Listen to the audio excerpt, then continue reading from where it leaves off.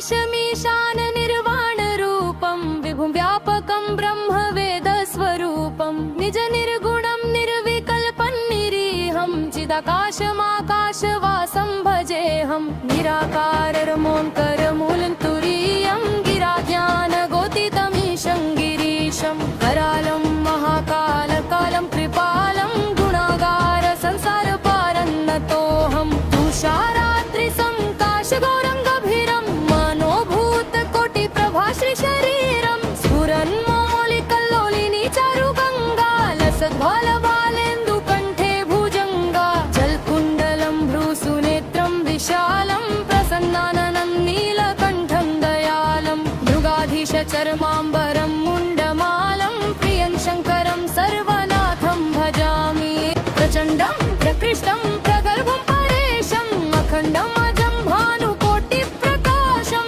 त्रिशूलनिर्मूलनं शूलिपाणिं भजेऽहं भवानीपतिं भावगम्यं कलातीतकल्याणकल्पान्तकारी सदा सज्जनानन्ददाता पुरारी चिदानन्दसन्दोहमोहापहारी प्रसीद प्रसीद प्रभो मन्मथारी न यावतु मानाथ पादारविन्दं भजन्ति ह लोके परे वानराणां न तावत् सुखं शान्ति सन्तापनाशं प्रसीद प्रभो सर्वभूताधिवासं न जानामि योगं जपन्नैव पूजा नतोऽहं सदा सर्वदा शम्भुतुभ्यं जराजन्म दुःखौघतातप्यमानं प्रभो पाहि आपन्नमामीश शम्भो नमामीशमीशान निर्वाणरूपं विभुं व्यापकं ब्रह्मवेदस्वरूपं निज निर्गुणं निर्विकल्पं निरीहं चिदाकाशमाकाशवासं भजेऽहं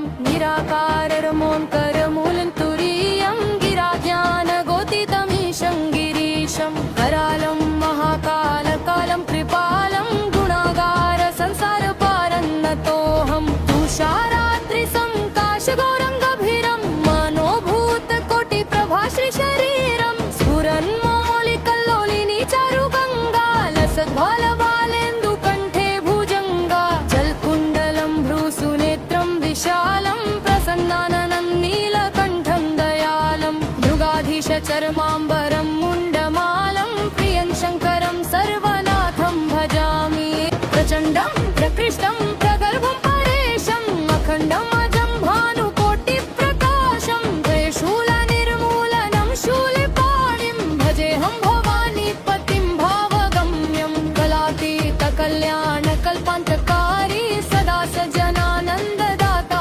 पुरारी चिदानन्दसन्दोहमोहापहारी प्रसीद प्रसीद प्रभो मन्मथारी न यावतु मानाथ पादारविन्दं भजन्ति ह लोके परे वानराणां न तावत् सुखं शान्ति सन्तापनाशं प्रसीद प्रभो सर्वभूताधिवासं न जानामि योगं जपन्नैव पूजा नतोऽहं सदा सर्वदा शम्भुतुभ्यं जराजन्म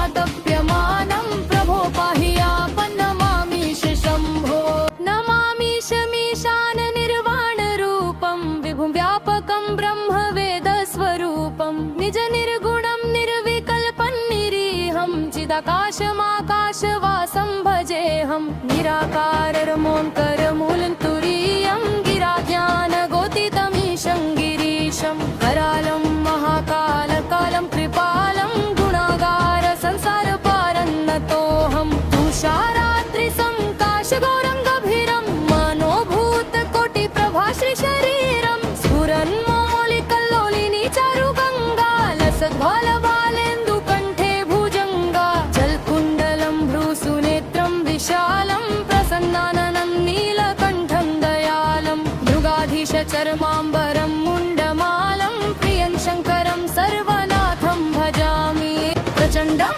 प्रकृष्टं प्रगल्भं परेशम् अखण्डम् अजं भानुकोटिप्रकाशं त्रिशूलनिर्मूलनं शूलिपाणिं भजेऽहं भवानीपतिं भावगम्यं कलातीतकल्याणकल्पान्तकारी सदा सज्जनानन्ददाता पुरारी चिदानन्दसन्दोहमोहापहारी प्रसीद प्रसीद प्रभो मन्मथारी न यावतु मानाथ पादारविन्दं भजन्ति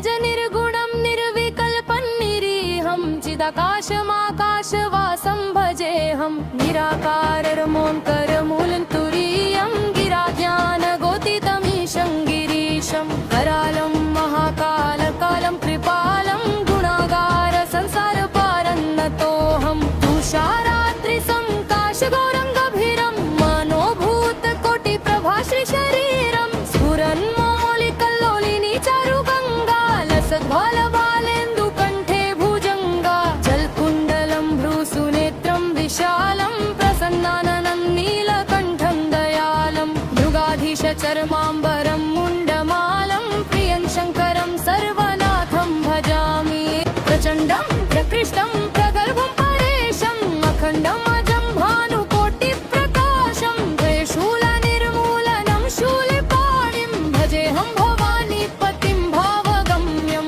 कलातीतकल्याणकल्पान्तकारी सदा सज्जनानन्ददाता पुरारी चिदानन्दसन्दोहमोहापहारी प्रसीद प्रसीद प्रभो मन्मथारी न यावतु मानाथ पादारविन्दं भजन्ति ह लोके परे वानराणां न तावत् सुखं शान्ति सन्तापनाशं प्रसीद प्रभो सर्वभूताधिवासं न जानामि योगं जपन्नैव पूजान्नतोऽहं सदा सर्वदा शम्भुतुभ्यं जराजन्म दुःखौघटातप्यमानं प्रभो पाहि आपन्नमामीश शम्भो नमामीशमीशान निर्वाणरूपं विभुं व्यापकं ब्रह्मवेदस्वरूपं निज निर्गुणं निर्विकल्पं निरीहं चिदाकाशमाकाशवासं भजेऽहं निराकाररमोङ्करमूलं तुरीयं गिराज्ञानगोतितमीशं गिरीशं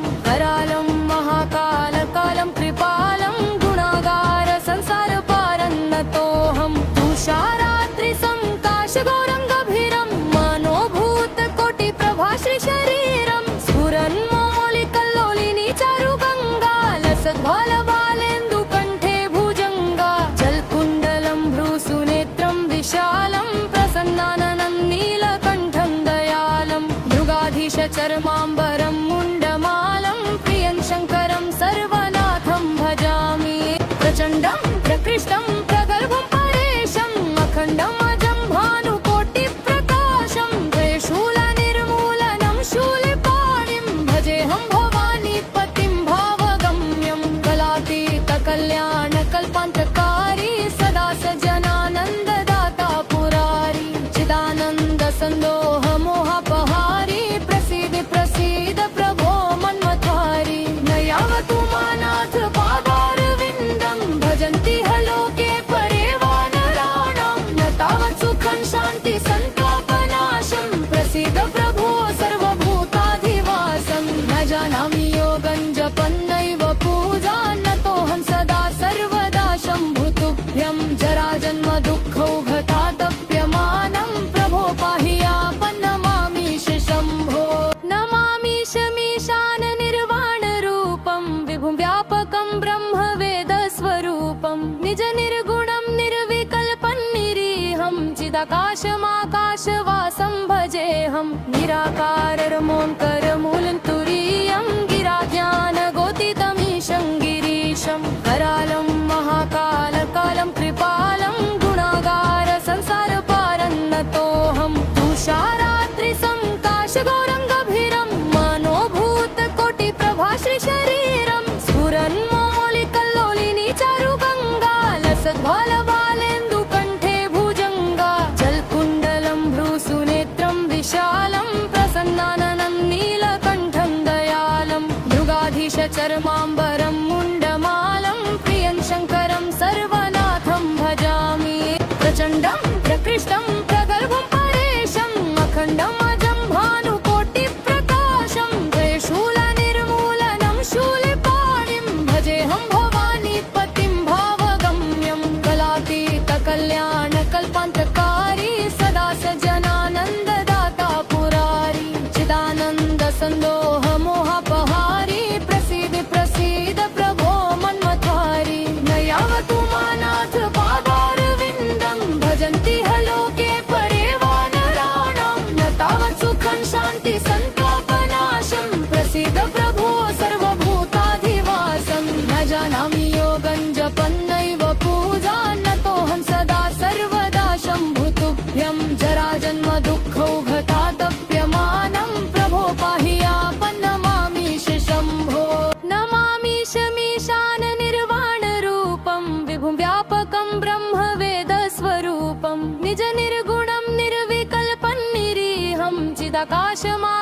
सदाशिवसमाकाशवासं भजेऽहं निराकाररमोङ्करमूलं तुरीयं गिराज्ञानगोतितमीशं गिरीशं करालं महाकालकालं कृपालं गुणागार संसारपारन्नतोऽहं तुषारात्रिसंकाशगौरङ्गभीरं मनोभूतकोटिप्रभाश्रीशरीरं स्फुरन्मौलिकल्लोलिनी चारुगङ्गा लसद्भालबालेन्दुकण्ठे भुजङ्गा जलकुण्डलं भ्रूसुनेत्रं विशालं प्रसन्नाननं नीलकण्ठं दयालं मृगाधीशचर्माम्बरं मुण्डमालं प्रियं शङ्करं सर्वनाथं भजामि प्रचण्डं प्रकृष्टं प्रगर्भं परेशम् अखण्डम् अजं भानुकोटिप्रकाशं त्रिशूलनिर्मूलनं शूलिपाणिं भजेऽहं भवानीपतिं भावगम्यं कलातीतकल्याणकल्पान्तकारी सदा सज्जनानन्ददाता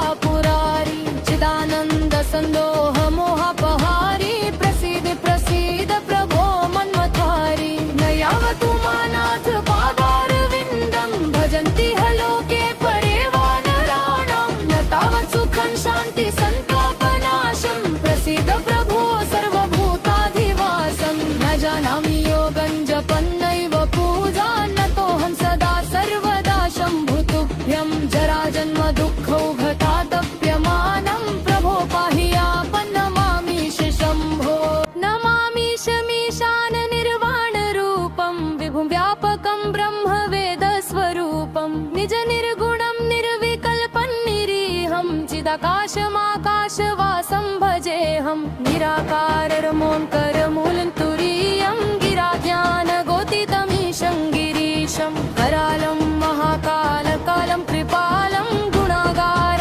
संसारपारन्नतोऽहं तुषारात्रिसंकाशगौरङ्गभीरं मनोभूतकोटिप्रभाश्रीशरीरं स्फुरन्मौलिकल्लोलिनी चारुगङ्गा लसद्भालबालेन्दुकण्ठे भुजङ्गा जलकुण्डलं भ्रूसुनेत्रं विशालं प्रसन्नाननं नीलकण्ठं दयालं मृगाधीशचर्माम्बरं मुण्डमालं प्रियं शङ्करं सर्वनाथं भजामि प्रचण्डं प्रकृष्टं प्रगर्भं परेशम् अखण्डम् अजं भानुकोटिप्रकाशं त्रिशूलनिर्मूलनं शूलिपाणिं भजेऽहं भवानीपतिं भावगम्यं कलातीतकल्याणकल्पान्तकारी सदा सज्जनानन्ददाता पुरारी चिदानन्दसन्दोहमोहापहारी प्रसीद प्रसीद प्रभो मन्मथारी न यावतु मानाथ पादारविन्दं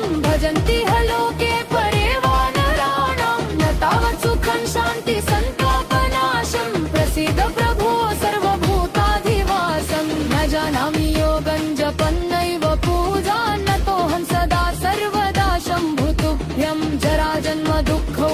दुःखौघतातप्यमानं प्रभो पाहि आपन्नमामीश शम्भो नमामीश मीशान निर्वाणरूपं विभुं व्यापकं ब्रह्म वेदस्वरूपं निज निर्गुणं निर्विकल्पं निरीहं चिदाकाशमाकाशवासं भजेऽहं निराकाररमोङ्करमूलं तुरीयं गिराज्ञानगोतितमीशं गिरीशं करालं महाकालकालं कृपालं गुणागार संसारपारन्नतोऽहं तुषारात्रिसंकाशगौरङ्गभीरं मनोभूतकोटिप्रभाश्रीशरीरं स्फुरन्मौलिकल्लोलिनी चारुगङ्गा लसद्भालबालेन्दुकण्ठे भुजङ्गा जलकुण्डलं भ्रूसुनेत्रं विशालं प्रसन्नाननं नीलकण्ठं दयालं मृगाधीशचर्माम्बरं मुण्डमालं प्रियं